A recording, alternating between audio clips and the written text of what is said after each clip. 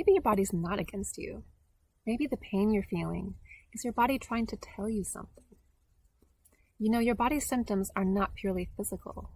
They always have an emotional and energetic component as well.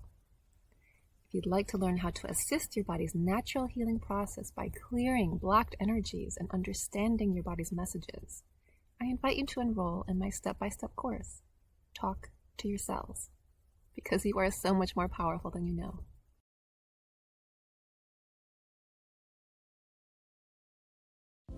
Relief for PTSD, anxiety, pain, insomnia, and many other ailments. Introducing Vibe, the world's only pocket PEMF device. You place in your pocket while cooking, cleaning, relaxing, watching TV, sitting at your computer, reading, or walking. Self-contained standalone device. No drugs. No other phone or Bluetooth connections required. No monthly subscription fees. No apps to download. No Bozone. The future of medicine is in the frequencies. Come join the revolution.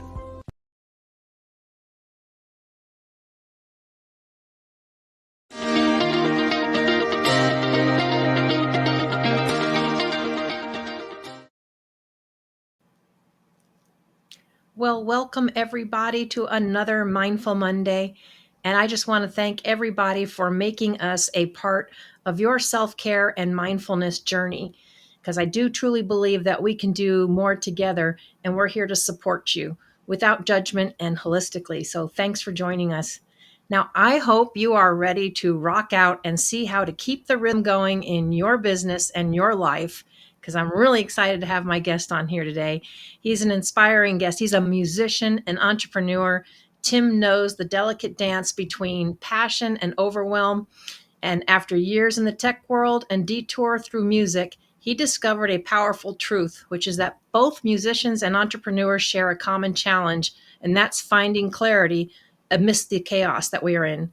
So he is the founder of Creative Crew Agency and the host of Work at Home Rockstar podcast, Tim Melanson.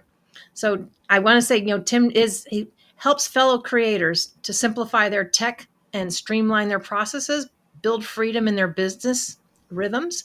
And he believes that work should support your life and not consume it. And I could not agree more. So Tim, thank you so much for joining us today. Well, thank you so much for having me. And that's a great intro. Thank you so much.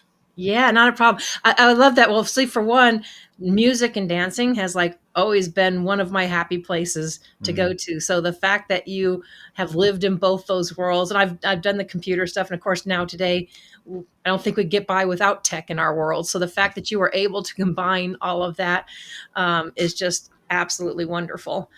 Yeah. But yeah, I love that too. yeah. Can you tell us what inspired you to transfer from a tech career to pursuing your passion for music and then entrepreneurship? How did that journey look like for you? Well, I mean, it was sort of just, I just went where I liked, right? So I was, it's funny because I didn't get into music until fairly late, compared to my peers. I was in university my last year when I started learning to play guitar. And it was one of those things where I picked up the guitar and I just never put it down. it was like, I estimate probably about 5 hours a day of just playing guitar, practicing during that last year of university. I used it as a reward tool. I'd finish an assignment, play a little bit of guitar, and it was just something that I just really, really enjoyed. And when I ended up moving to, I'm in Canada. I moved to Ottawa. There was big tech companies there, and I started working for one. And on the side, I was going to open mics, and I started getting gigs. And it was one of those things where the way it worked out is that I lived through 8 years of layoffs at that company. And Wow. So it was one of those, I think, when you look back at things, it's like, my programming from earlier on was, go get a job, work for a big company and, retire and all that stuff and all 401k, whatever it is in the US. But basically what ended up happening with me is that because of all those layoffs, I never really got settled into that sort of company loyalty that I think a lot of other people, even at that company that I was at, I mean, they were talking about all the heydays of tech, and I never experienced any of it. Wow. So I was always sort of like one foot out the door going like, what else? Because I mean, at any time I could be laid off. And eventually I did get laid off. And so when I was looking to, start a bit, like what was I going to do now? Am I going to go get another company? Get another job at a tech company? The funny thing about it was that at this point I was playing gigs quite regularly.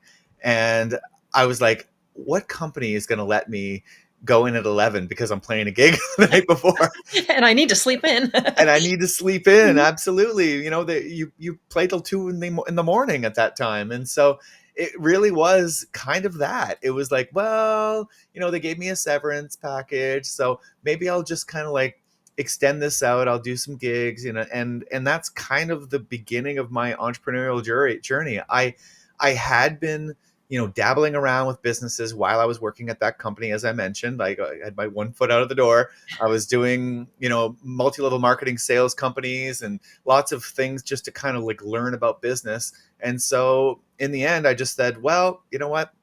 I'm just going to give it a go, see what happens. And I started my first company was actually physical tech support. I was going into companies and like setting up their networks and fixing their computers and doing that stuff. And it just kind of rolled from there.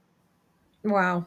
Well, so for one, it sounds like, two things you actually love, you were able to have it come together. Mhm. But so when you first picked up the guitar, and so was there something that inspired you to do that or attracted you to the guitar? I mean, you love the music. Were you self-taught? I mean, or did you go through lessons? What was that like? Yeah. So, okay. Well, my grandmother was a pianist. She played organ at the church. And so there was music in my family, but I was not interested. I was into sports.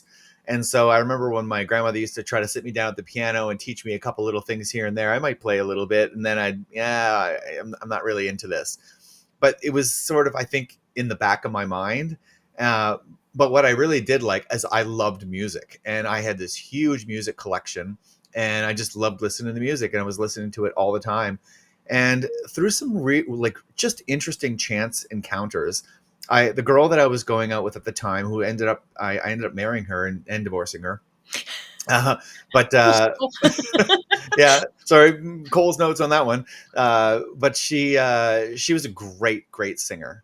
And so the other weird thing that happened is that I ended up meeting in different times 3 different guys that I met. One through a course I was taking. Another one was a boyfriend of a girl that I knew. And then the other one, I can't remember how I knew him. But either way, it ended up on this one night we got invited to this after party. And these 3 guys were there, and they started playing, and they were amazing. It was just so inspiring to watch them play. 2 of them were brothers. The other guy played bass, and he was a singer. And they were just so incredible. And it turned out they were in a band together. And then one of them, the bass player, needed a place to live for the following year. And I had a room that opened up in the apartment that I was renting. And so I was like, why don't you move in with me? So that was my big opportunity. It was over the summer.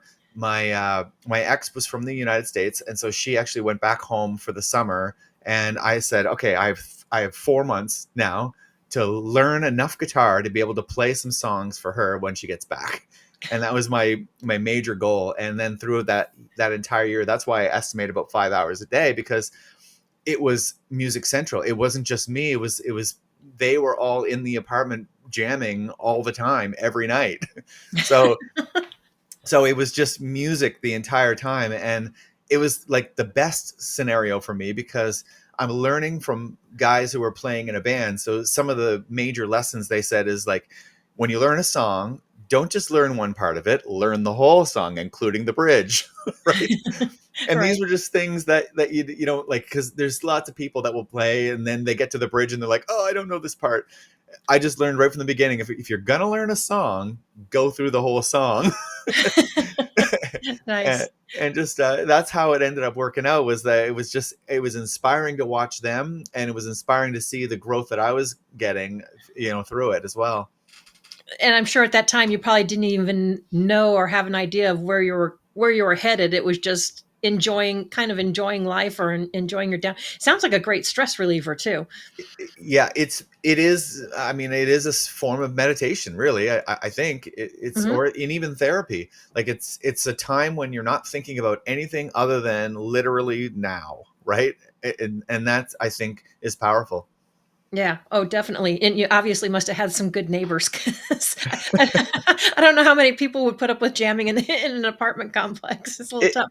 it was it's a university town, so I mean, it was sort of normal, but also we had an upstairs and a downstairs, and yeah, the people downstairs was super cool. So yeah, they allowed us to do it through chance, right?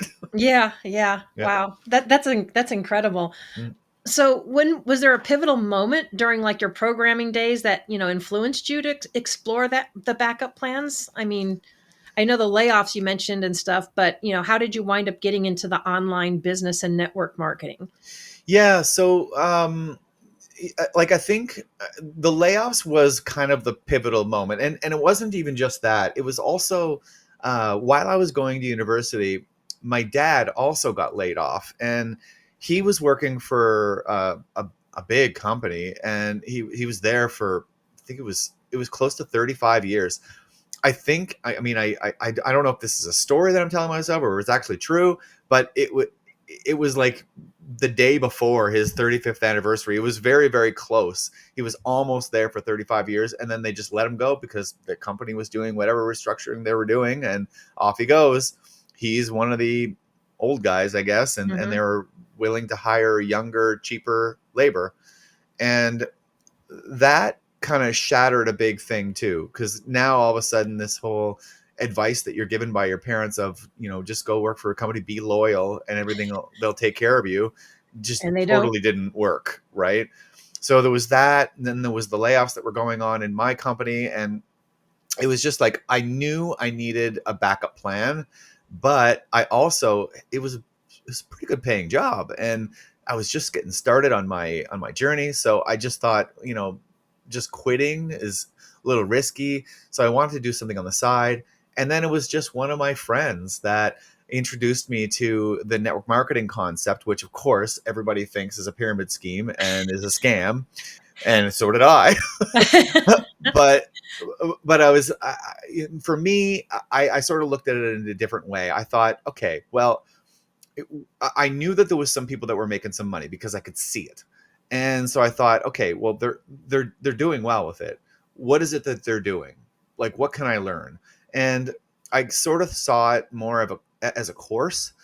I didn't go into it going like, oh, I'm going to be a millionaire, and I started telling all my friends that I was going to be a millionaire. Like, it was more or less, I'm going to learn some things or two, a Hmm. thing or two through this. And you know, at the time as well, I would say that my communication skills, my sales skills were not super good being a tech person.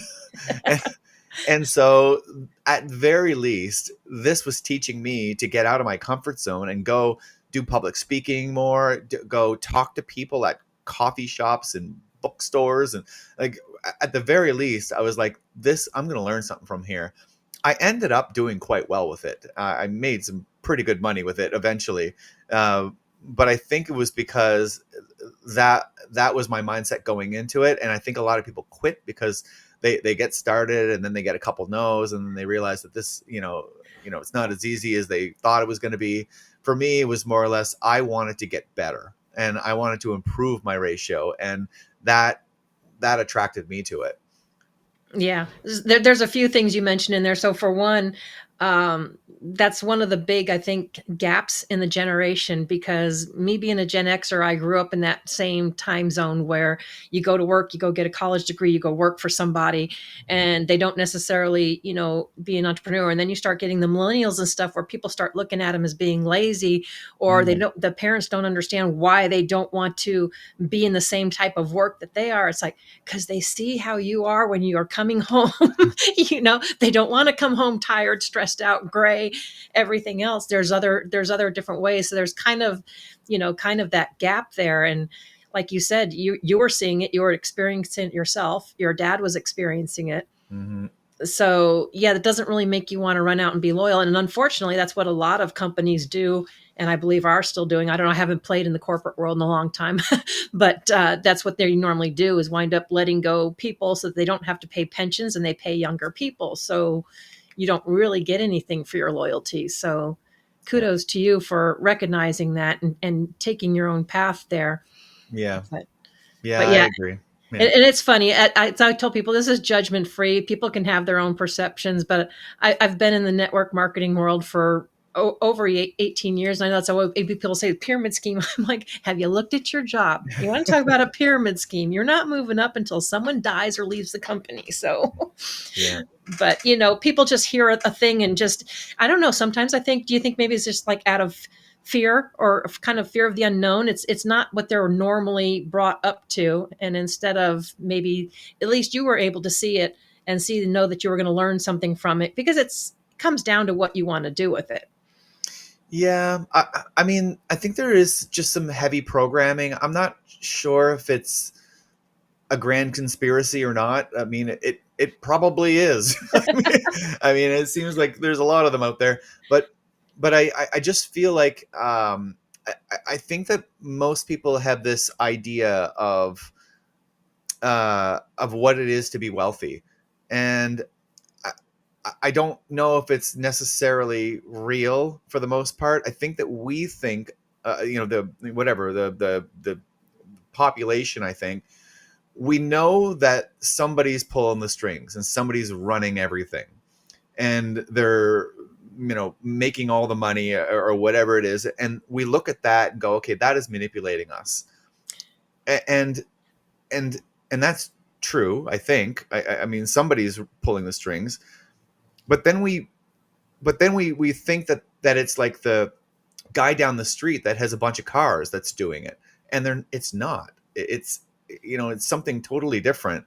And I think that when we think of rich people, we put everybody into this category of, well, they had to have manipulated and they had to have schemed and they had to have done all these things to make that money in the first place, which I'm sure there are. I mean, there are people that have made a lot of money by scheming, but there's also a lot of people that have made money very honestly. And I think that we don't know how to tell the difference. No, I And think people go off of assumptions. And I know I used to be like one of those people that, if they were wealthy, oh, you put them like up on this pedestal. yeah, And when you actually meet them, they're very down to earth people. And they're like, I had one tell me, don't put me on a pedestal. It hurts when I fall off. It's like, they're no different than us. They just worked harder. They got farther, and they can either help you get along or you can turn your nose up at them and, and not learn anything. There's choices to make. well, and I think that that's another one too, is that did they actually work harder or did they work smarter? Smarter. Right? I think that that's where there is a big disconnect, is that I think a lot of people think that you have to work hard to get to, these riches. But I would probably argue that the people at the bottom of that pyramid are the ones working the hardest. And it's just they're not working as efficiently, I'll say, instead of smart, as some of the people that are at the top. And it's not to say, like, from what I've seen anyway, it's not to say that the people at the top are working less. They're just doing different things. And is the CEO really, do they really deserve the multi-millions of dollars that they're making for their whatever there is they're doing? I'm not sure. In some circumstances, probably not. Right? I mean, especially if they're working for a company that's misusing their employees. However, especially in small businesses, yeah, probably. I mean, that CEO is the visionary of the company. They're the one that is setting the pace. Everybody runs as fast. They cannot run faster than the CEO. So if that company is successful, then it's because of the direction of that person. And sure, they're not making the hamburgers right now. No, but But there has to be someone that came up with it. There has to be a head of everything. So, everything's got a head because somebody had to have, created it and structured it out. But yeah, exactly. And I think that it's just, you know, I think that we just aren't taught that in our school systems. And as far as I can understand, I don't think it's a huge conspiracy. I think it just is what it is. It was that when the industrial age came out, we needed workers for factories, and we created school systems to create workers for factories. That's how I understand the history anyway. And it just hasn't really adopted to the point where it needs to adopt right now. And we're still telling people and teaching people how to fit in boxes. And right now, the people that fit in boxes are going to be replaced by AI. So we're going to need to figure out how to create creators now. And that's probably hard to do. It's like wrangling cats. Right? So, Yeah, yeah. I really think, it just comes down to people's perceptions, what they're exposed to and what they're open to. Because I think there's a lot you can learn if you're open. And of course, ultimately, the choice is yours to choose whether you want to or don't. But Mhm. your path, I think, is just absolutely fascinating, though. Hmm. I love the way you have done it. Can you tell us maybe what some of your experiences as a musician, how that shaped your approach to building the Creative Crew agency? Geez. So I think my experiences as a musician are definitely interesting, because so my main other than playing solo shows and in my band, I mean that's great, but really the majority of my time as a musician has been in running jam nights or running open mics. Hmm. And so what I do, and actually right now to this day, in the last about 13 years or so, I call them open jams. And what it is, the concept behind it is that I bring all the instruments. I bring like an electronic drum kit. I bring a bass and a guitar and an electric guitar, a few microphones, and I set them all up, and musicians come and play with me. And it was one of those like Field of Dreams things. I'm like, if you build it, they will come type thing. And I love that. sometimes it works, sometimes it doesn't. But this Hmm. time it worked. I mean, I've been at it for quite a while now, and the experiences have been incredible. It's a lot of both mentorship and a lot of being a mentee at the same time, because I would have people that were far more experienced than me that would come and they would want to jam with me, and I'd also have people that were just getting started out that would come as well. And so I was sort of in the middle all the time of that. And it was, the experiences were great. You're dealing with so many different types of people, so many different types of personalities, and the whole thing, everybody has that one thing in common, is that they love music. And I remember, some of the uh, early kind of like ahas that came to me was like, uh, when you're out there trying to get gigs, for example, like people will not want to pay, like they'll want to pay you with exposure. Like musicians are notoriously underpaid Right. for what we provide. And but the way that the programs work, the way that everything works right now, and I hope that it changes, is that we're not really selling music, we're selling booze for the most part. That's how we get paid. We get paid through the revenue of the venue, unless you're selling tickets, and then people will come and see you for you. But very few musicians are actually comfortable with even doing it that way, or even doing cover charges. And so it was just understanding where your income is coming from and who is your customer, right? and Right. and those kinds of like, I don't even know. I think technically it was my business that taught me that about music rather than the other way around. Like the part from music that I think helps the business is in all the different types of people that I've been able to talk to and that I've been able to find common ground with.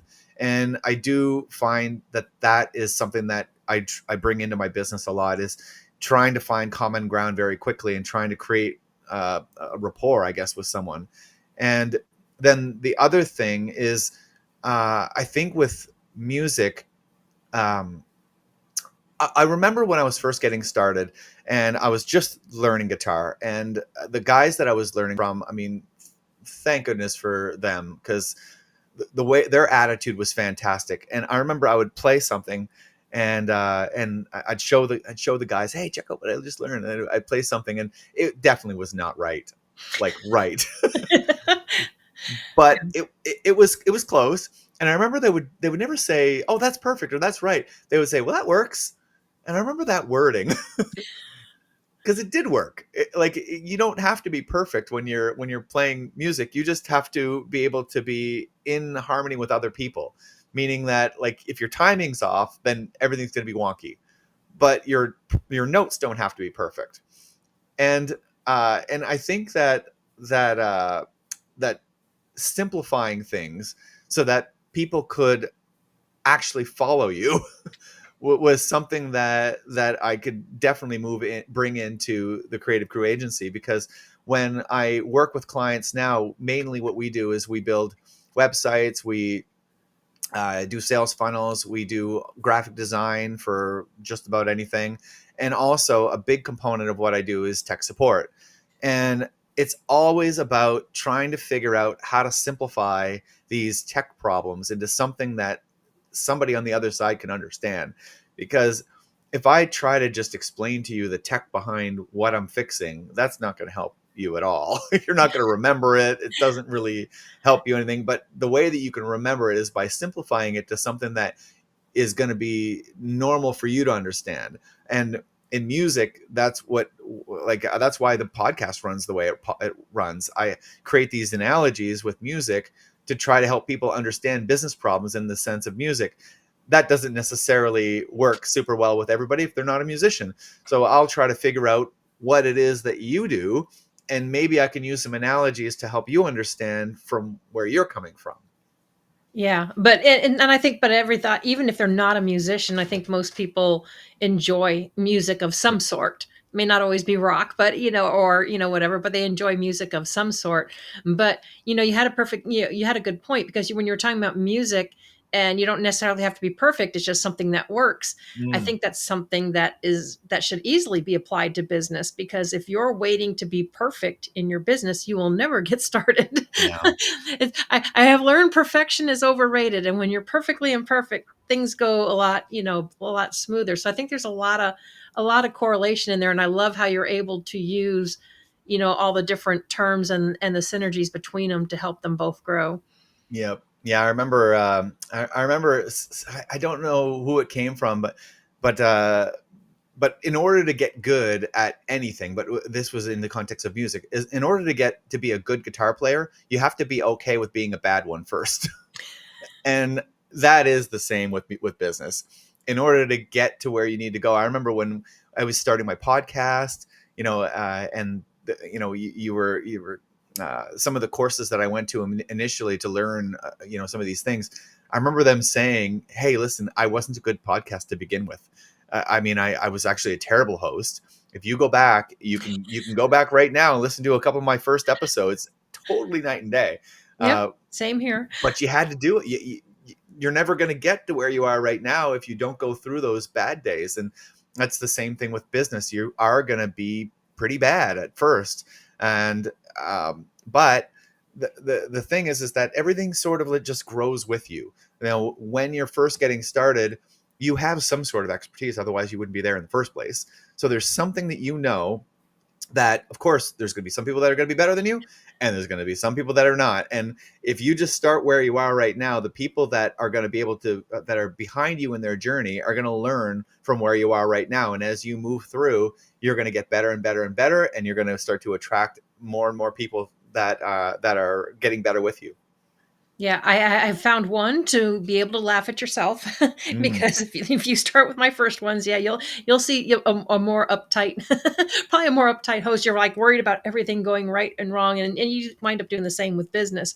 But I believe in being authentically, yourself, and people can grow with. I always said people can grow with you, right? They can, if they follow you along, they'll watch and they'll see you grow. And my hope is that people just see it as, hey, if they can do it, so can I.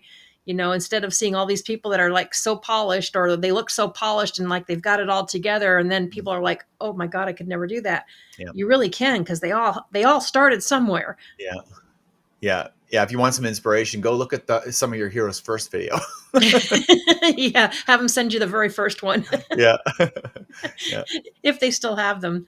But when you bring up business, and especially with technology and the world today, there are so many tools, trends. It can really be overwhelming, Mm. or an overwhelming noise to business owners. So, what specific challenges did you face any of those in your early entrepreneurial journey, or have clients that face them? How do you help them overcome them?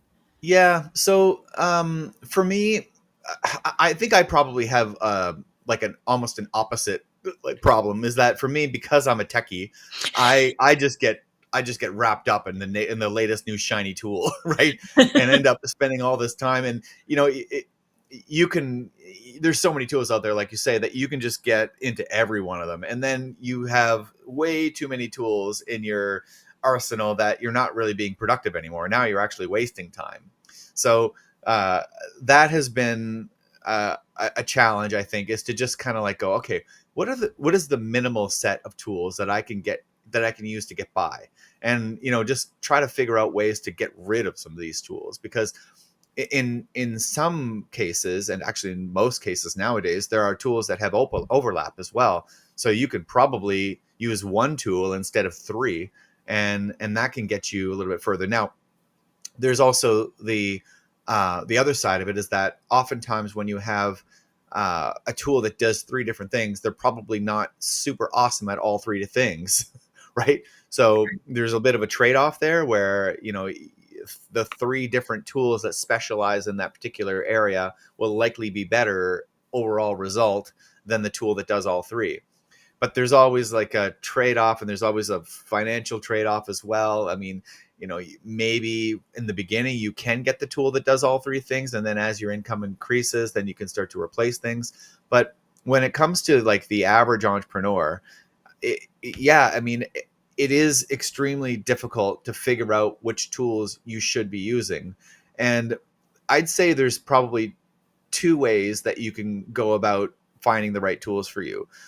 I'd say number one, figure out who in your industry is someone that you're looking up to, that you want to actually become or model after, and go find out what they use for tools.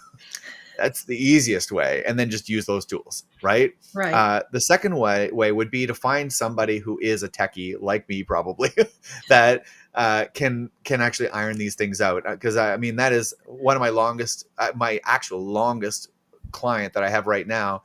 I do more of that for him than anything else, really. Is he'll be sending me the latest new shiny tools, and I've got to analyze these tools, figure out how they're going to work for him, and figure out if it's something that he should put some time and money into, or whether what he's using right now is fine. And as time goes on, I think that AI will be very good at doing that as well. I know already I use AI quite a bit to do that. I'll input my entire tech stack and say, hey, are there any improvements that I can make, any overlap? And it'll give you some pretty good advice on what you should do.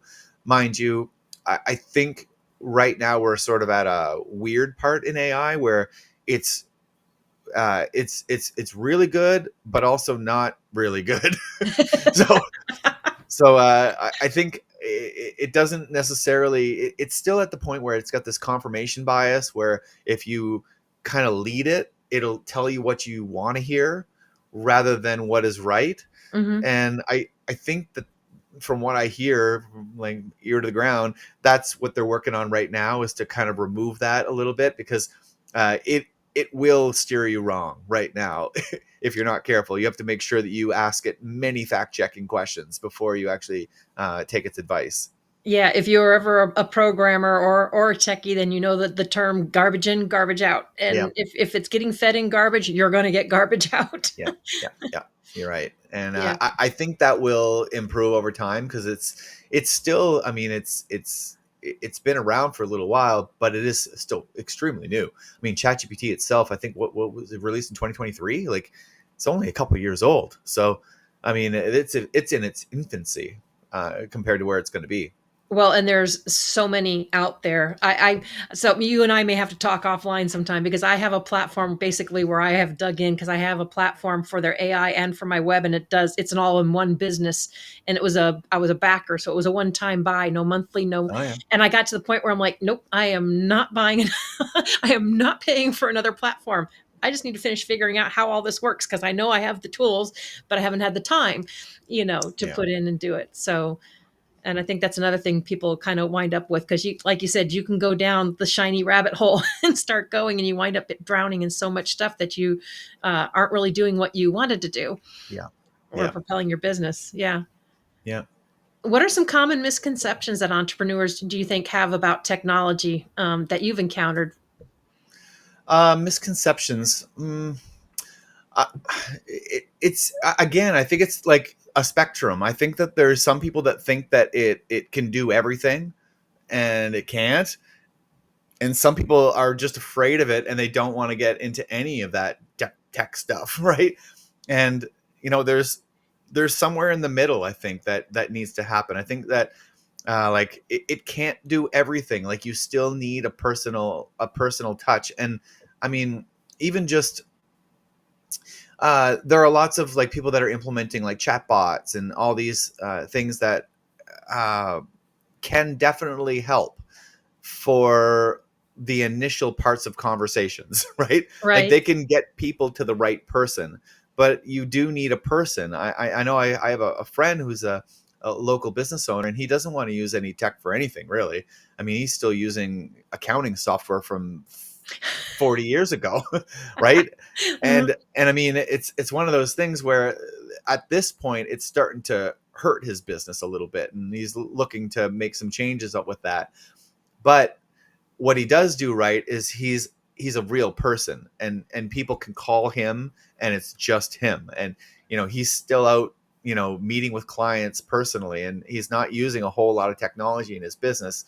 However, uh, the flip side of that is that he's spending a lot of time, or people in his staff are spending a lot of time on things that they could be spending a lot less time on. They could be actually focusing on other areas of the business. So I think that the misconceptions will be that are probably either that tech can't do what I can do, and in some cases they're right, but in other cases they're definitely wrong. Tech can do a lot of what you can do a lot faster, but it cannot be a person, and so you still are going to be leagues ahead if someone can reach a real person in their business. So I think that that's probably where we're at right now, and tech definitely with AI will be able to take a lot of things, a lot of those monotonous tasks off people's plates. Yeah, I know they can definitely help, speed up time, or if you're not totally in a creative moment, but you have to get something done, it can really help guide you. But I will tell you, I personally have a lot of respect for businesses that actually have a live person that Yeah. still answers the phone. And I think people that have those for businesses, I think you kind of have to weigh out, the value, because that's a value to people, for a lot of people to be able, because they're tired of having to push this, or you can't get to somebody, and you ever wind up screaming at the phone to just say customer service. Is like, I want a human being. Yeah. It's like, Yeah. so Yeah, I think those businesses, I think we'll be seeing that those businesses will start to get ahead if they, still like they need to use some AI. I think they will need to use, well, they don't need to, but they probably will get left behind if they don't use AI for certain things. But customer support is one of those things that I think you're going to still need a person for. yeah, I would agree with you. Yeah, definitely.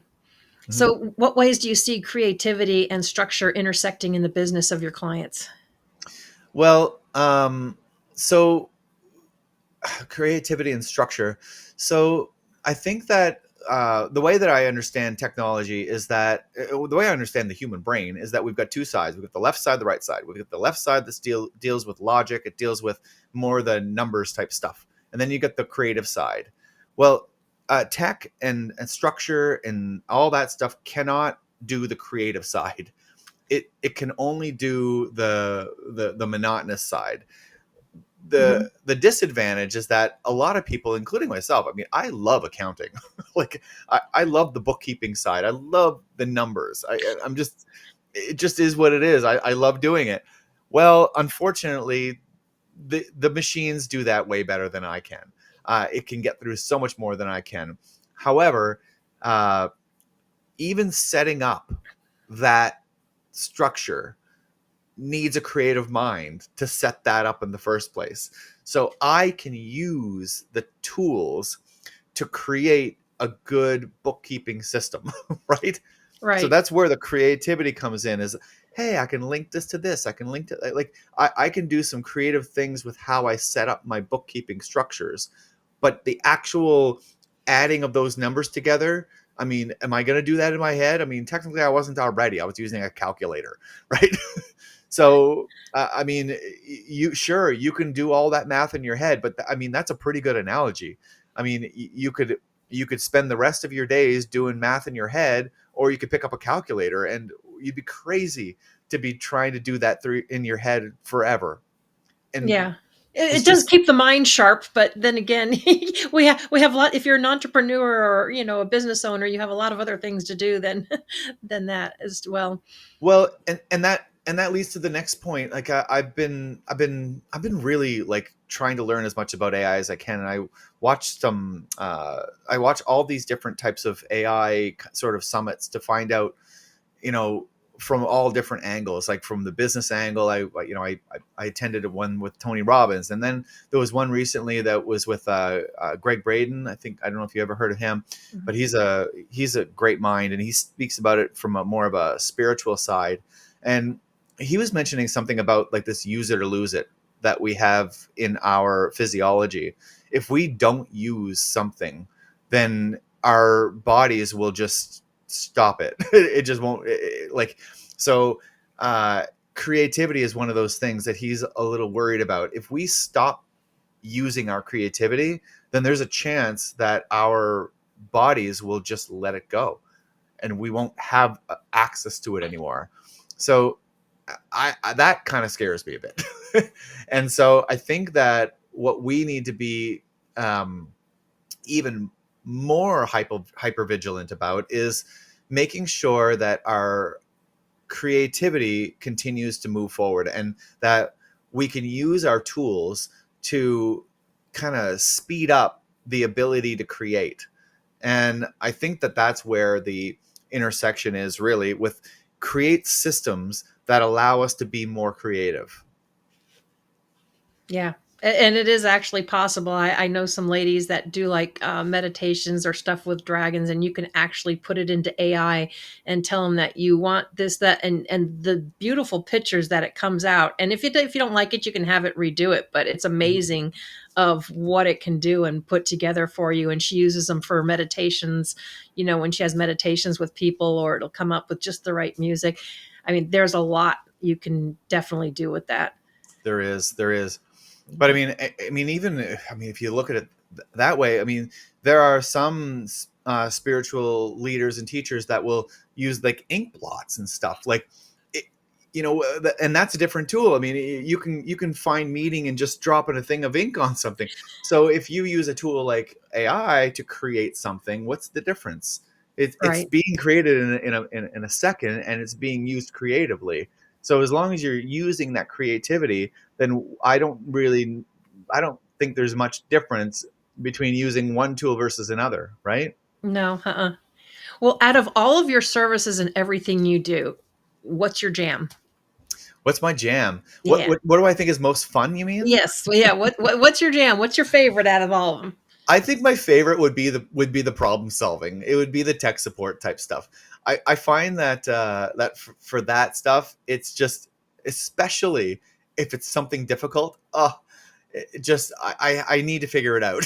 so so I mean, when the more difficult the problem is, the more invested I get in trying to figure out what the solution is. So I think that would be where it is. So and I do really like trying to simplify things so that people understand what it is that I just did.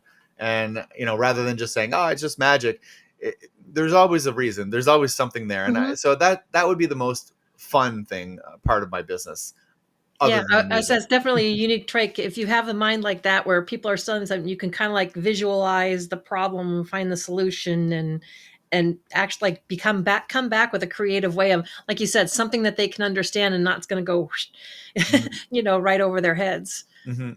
Yeah. Yeah, so Yeah. that's the most, I think, the most fun.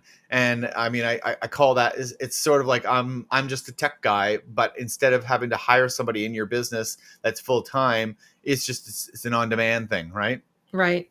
Mhm. Yeah, and I think before I've heard you say something about systems that breathe. Yeah. Can you explain what that means and how they can benefit an owner, a business owner? Well, so sometimes things change, right? Your business is always moving around, and I think that there is a bit of rigidity, I think, in some times how people run systems. And what I mean by that is that uh, if there's no flexibility, then if something goes wrong, then everything goes wrong.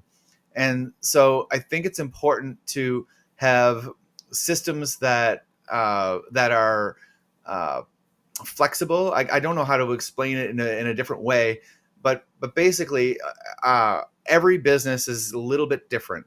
And I mean, that's why I think AI is so exciting, because it's so much easier to create custom systems now than it ever was. Like there was always like this, sort of rigidity in the way that you would have to create something.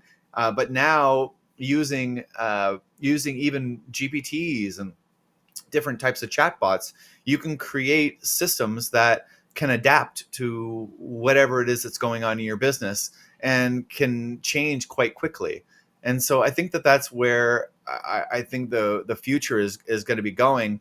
And the what I mean, what I'm trying to inspire people with the podcast that I'm doing with the Work at Home Rockstar podcast is I want more people to be self-employed and to start their own thing and not necessarily get stuck in that job forever that they don't like. Because you can be a solopreneur, you can go all up to building a massive business, working from home.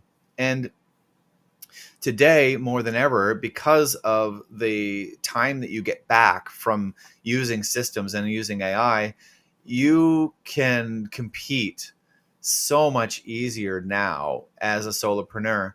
And all it is it's a matter of finding the right band, finding the right people around you that, number one, are able to help you in your business, but also teach you as you go along.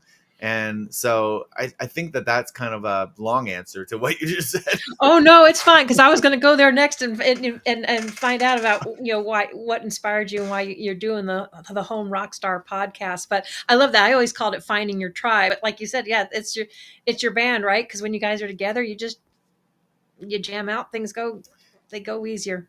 Yeah, because I think one of the things that I would say, especially in the early years, that I missed the most about working in a cubicle was the water cooler type stuff. It's the camaraderie of the people around you, right? And when you start working for yourself, you can feel pretty alone pretty quickly. And I think that nowadays, though, with Zoom and with all these new tools, there is a way that you can find, not only you can find a mastermind, you can find coaches, and I think all of those things are important. You need to find people that that align with your vision, and it's so much easier to do that because you've got the world to choose from rather than just your little local neighborhood, right? Yeah. Yep.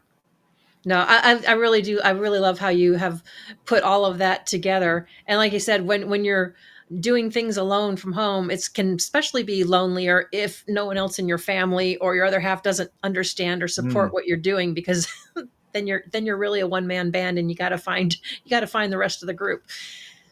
Yeah, that's really difficult, and I don't envy anybody who's in a situation like that. You really do need buy-in from your significant other. I mean, at some point anyway, because it is so difficult to motivate yourself when you're coming from a negative start. And I do think, though, that now more than ever, it is more normal, right, to work from home and to do this, and there's lots of resources. I mean, it probably isn't anywhere near as difficult to get a spouse on board. I think the main challenge is always going to be your spouse is probably going to be looking out for your best interest. They're going to be looking out to make sure that their bills are going to get paid. And starting a business, I mean, that's difficult because you've got two choices, really. It's give up that income that you have that your family depends on and start working on something, or give up the time in the evenings and weekends that you're spending with your spouse in order to run the business. And both of those options are kind of terrible for most spouses, I think, right? Yeah, they kind of are. I would always recommend, if people have a job at the time, to work on your plan B, kind of do it within. But I have seen people that just took that leap and it works well for them, but it doesn't work for everybody. But that's the thing, is we're all different. We all work differently. Yeah. But Yeah, I think if I was to give some advice to somebody who's in a situation like that, I think, like, just because I mean, you probably have a why. Otherwise, why would you be doing this, right? mhm, And I think that that's where you need to start with. It's what that Simon Sinek, start with why. I yep, think it would be more or less trying to get your spouse to understand your why. Like, what are you trying to accomplish with this? Like, why do you even want to do this? You've got a job, everything's working out just fine. What, why, right? And if you can really communicate that with your significant other, I think that the chances of them getting on board and going, okay, I see your vision, I see what you're trying to accomplish here. I think the chances are just going to increase drastically with them helping to support whatever it is that you're trying to accomplish. And then the second part would be the how. That's the part that is a lot of faith based. I mean, I didn't know how when I started. I just right. knew why. And the how just kind of like unfolds as you go. But I think that, as with the podcast, I mean, the whole reason why I'm trying to do it the way I'm doing it is and just to kind of backtrack a little on the podcast, the criteria to be on the show is that you have to be working from home at least 50%, 51% of the time. And you have to pay your bills with the business. There is whatever, I think it's something around 350 guests that's been on the show now. And every one of them has paying their bills with their business. So there are people that are accomplishing it. So what do you need to do to get there? Well, there's going to be some work involved. However, it's not impossible. It's there. You can do it. And if there is a why, if there's a reason why you want to actually work from home rather than working in the cubicle, you can do it. And there are plenty of people that have led the way. Yeah. Yeah. I think it's a beautiful podcast that you put together, and I was honored to be on it as well. Mm. So I really appreciate all the work that you are doing and putting together. We have about 2 minutes left. Okay. What do you want to leave everybody with today? What do I want to leave everybody with? So I think it's such a radical idea in a way, but I think that many people, like, when they look at their life, the job is like the main thing, and it's like everything has to work around the job, right? It's like, oh well, I have to work, so everything kind of goes around that, all my hobbies, everything kind of, but the job is the most inflexible thing. But that doesn't necessarily need to be the case. You Right. could technically figure out what it is you want to do, and if it's music and you want to be up till 2 a.m, and hey, just on that note, I don't do that very often anymore. I've moved my gigs earlier in the night, but in my 20s, Yeah. that's what it was. But I mean, I think that if we want to, whatever it is that you want in your life, you can create a job or an income stream that fits around that. And in the end, your energy is probably the most important thing, and being happy with what you're doing in life. Everything kind of runs off that. And if you're just not happy and things are not working out the way, you're not able to do the things that you love, then that's going to spill into everything else, and it's going to affect your health, it's going to affect everything. So you can do it. Just design the life and make the work around it. And I think that that is the way to move forward, especially in a world where we can do it now. Oh yeah, you and I are in 100% agreement with that. I tell people, I said, if what you're doing doesn't light you up, you need to look at something else. Yep. Life is just too precious to go through that way. Yep. So in our last few seconds, because you asked me, and I know you got a Beatles shirt on, but I got to ask you, who's your favorite band? Well, it's the Beatles. It is Beatles. Yeah, yeah. It is I've got a Beatles. bunch of Beatles shirts, and it's funny because when I first started learning guitar, the guys that were playing, they were big Beatles fans, and I didn't even really like the Beatles. I thought they were kind of poppy, but I really learned guitar on the Beatles. I had this book of all the Beatles songs in the proper keys, and you learn so much from it. So that's my favorite band. Awesome. Well, we are out of time. So, guys, if you are looking to build a business or you still want to have fun, you have trouble with tech, you definitely need to reach out with Tim because, as you can see, he very much enjoys what he's doing. So, thanks everybody for joining us, and we'll see you again next week. Thank you.